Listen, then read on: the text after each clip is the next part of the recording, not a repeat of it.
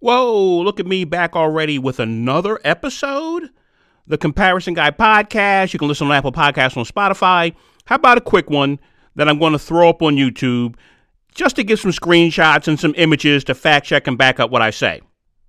I didn't talk about Epstein in the last episode because I knew it would make the episode over an hour, and I didn't want to do that. So here are my thoughts on Epstein. I listened to 3 shows discuss Epstein's emails. Democrats released 3 emails that referred to Trump in some way. Republicans then countered by releasing thousands of emails. And they appear to be ready to release more now that Donald Trump has done a complete about face and said, go ahead and release them all. I don't care. I got nothing to hide. It took a long time to come to that conclusion, but okay. One of the shows I listened to was a moderate show. One was right-leaning. One was left-leaning. What do you think they said? Oh, look at the smarts on you. Yeah, the moderate show said, this is a big deal, but we can't come to conclusions as to why. The right-leaning show said, nothing to see here. These emails didn't reveal anything we didn't already know. And it really does feel like that based on what Democrats did yesterday. So Democrats dropped 3 emails. These 3 emails were, shall we say, less than edifying with regard to the broad conspiracy theories that have been put out there about Jeffrey Epstein. Supposedly embarrassing emails involving Donald Trump. There's no there. And the left show said, lock him up. So you have all of this happening over the past week, and then yesterday, boom, more revelations coming out on the Epstein case. And it is bad news for the White House and bad news for Republicans defending the White House. And it raises for me a question that maybe you can answer. If we've heard from NBC in the past that Donald Trump was not in the Epstein files, if that's what Tom Winter and also our own Ken Delanian said, if the reports are right, why is the White House freaking out so much? This is not the behavior of someone who doesn't have something to hide. I think we can safely say that. And Joe, you and I spoke last night. So this is, once again, a story where the ending is already pretty much written. The ending is whatever people believe right now. Right now. That's the ending. What people will believe when this latest obsession is all said and done with is whatever they believe right now. I don't know what evidence can be presented in either direction to either prove or disprove what people want it to. I'm not 100% sure what people want the evidence to prove or disprove. I guess maybe some people are waiting to see an email from Donald Trump to Jeffrey Epstein with the subject line, I like young girls. That's the subject. And then in the email, it will say, hey, Jeffrey Epstein, the guy who runs a prostitution ring of underage girls, it's me, Donald J. Trump from New York City, social security number, blah, blah, blah, blah, blah. You know I like to have sex with young girls, and I have done so many times. Can you send a young girl over for me to have sex with today? Now, I would say, well, that would be pretty compelling evidence, but Donald Trump is on tape saying, hey, find me 11,000 votes. He's on tape explaining how he has classified documents he's not supposed to have. He's on tape saying, sure, I'll give you weapons to defend your country against Russia if you do me a favor. He's on tape saying he likes to grab women by the holiest of the holy, as I was talking about last episode. He's on tape with his lawyer negotiating the payoff to a porn star he raw dogged so he can keep it quiet. I could go on. Trump releases more evidence of his crimes than the January 6th committee ever could. So given that, I'm sorry, but I'm skeptical Democrats will find the smoking gun they are hoping to find in the Epstein files. Quote unquote, the Epstein files. So I ask, guilty of something or not? Will the end of the story be any different here? Will Donald Trump be found guilty of anything that actually is truly the way most people are found guilty of something?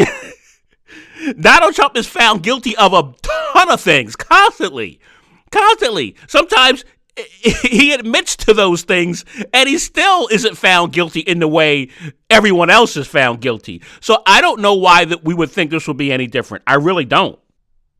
Usually when you're found guilty of something, there's a punishment. There's some form of punishment for what you're found guilty, whether it's criminal, whether it's civil, whether it's guilty of something in public opinion. You're caught on tape using the N-word. You usually lose your job for something like that. There's consequences. So I don't know. I don't know if there'll be consequences here if Donald Trump did do anything. Did Donald Trump do anything that he should not have done? I don't know. Don't judge me for that. I can say, look, it seems like we know just about everything there is to know about this guy. I mean, he cannot keep a secret. We know everything just about everything, it seems, that Donald Trump has done. There are a ton of people who hate Donald Trump. So they would have no problem with speaking up and revealing things about Donald Trump. And they've done so in the past. It's the way we know a lot of things about him. I mean, we know all about the catch and kill stories. We know about Stormy Daniels. We know about the penthouse model he had an affair with. We know all about his shady business dealings. I mean, all the lawsuits, all the bankruptcies. We know everything there is to know about this guy. It seems highly unlikely to me that if a guy in line for the throne as the King of England couldn't keep stuff secret, then I don't know that Donald Trump could. I just don't. What I do know is there has been a crime committed, and there right now is a crime being committed against the young girls, now women, which unfortunately, and I'm far from qualified to talk about this, but from what I understand, unfortunately, that's usually how it goes for victims of sexual assault. They are victims of the crime, then they are victims again of the system. So the more this becomes a Trump story, the more this becomes political, the less likely there will be justice for the women. And I don't even know what justice would even be for them. I mean, they can't reveal their identities out of fear. Most of the men who could be implicated or investigated are powerful and can buy their way out of trouble. I mean, as I mentioned, the former Prince Andrew, can't call him Prince no more. I mean, he's obviously guilty of a sin of something, and he gets stripped of his royal titles, but are there any charges filed against him? And what, because we're beyond the statute of limitations? Oh, that's convenient, probably for a lot of these guys. So the women get to live the rest of their lives hiding in the shadows, suffering from mental scars, and a handful of guys like Andrew Sleazy or Larry Summers will be embarrassed for a while, and then that's it. The story moves on.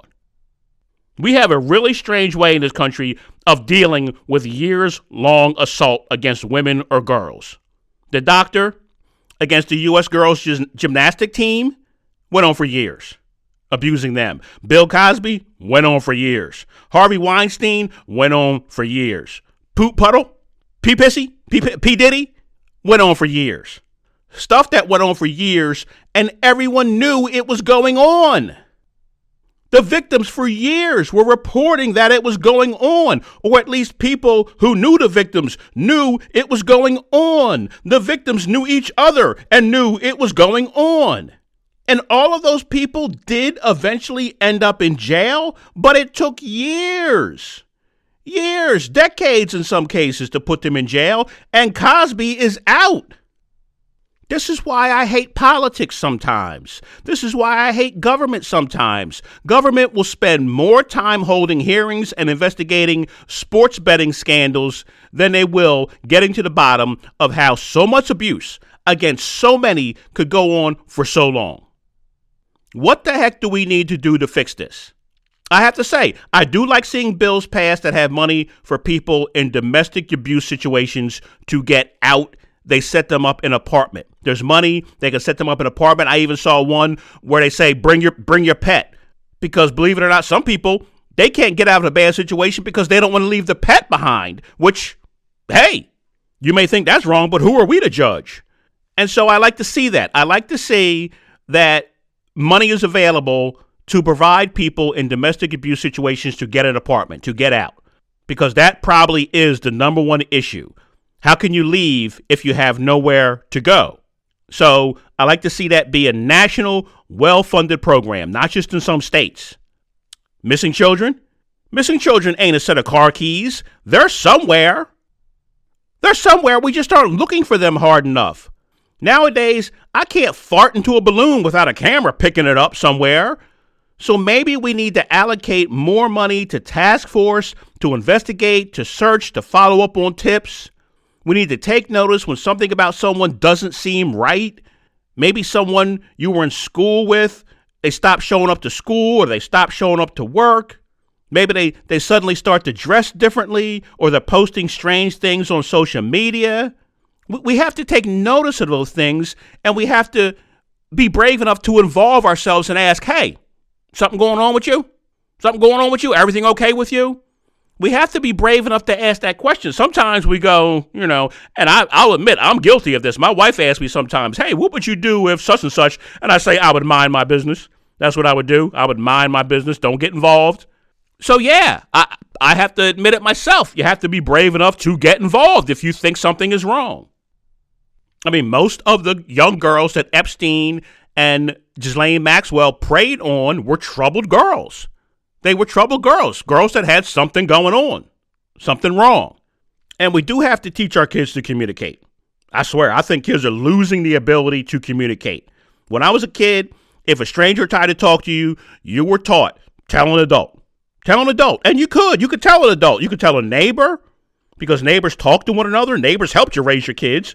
You could tell a teacher. You could tell a cop on the streets. Now we don't know who to trust. We don't know who to tell. We were told not to talk to strangers when I was a kid. Nowadays, all kids do is talk to strangers on social media. All they do is talk to strangers. It's dangerous.